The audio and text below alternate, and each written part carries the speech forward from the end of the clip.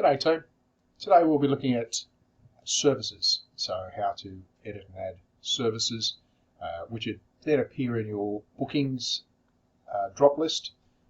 So these form the basis of people being able to select a service type when they're making a booking.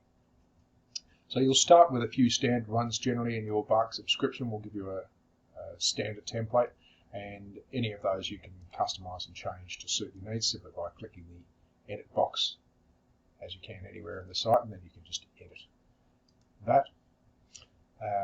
So you give it a name,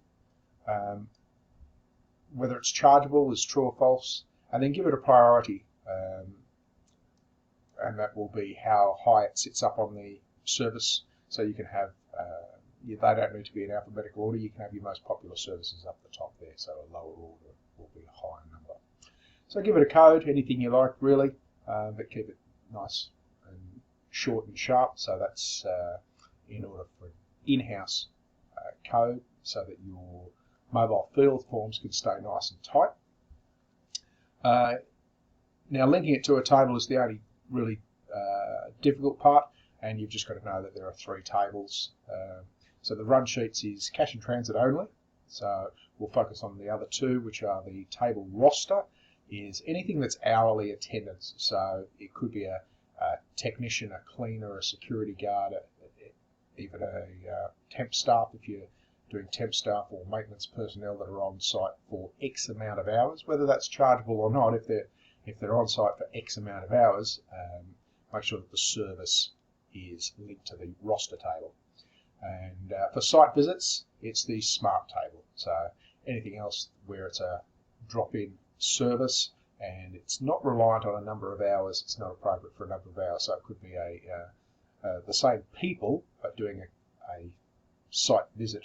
So a cleaner doing a site visit, or a patrolman, for instance, doing a site visit, should be in the smart table, and yet a patrolman doing a patrol run, his shift or her shift in its entirety will be in the table roster. So somebody might be assigned on the roster to do a run of services, but then each one of those bookings, each one of those services is a site visit, and they will be linked to the smart table. So that's the only difficult part there, is deciding which table is appropriate for it. So whether it's hourly is roster, and whether it's just a site visit is smart.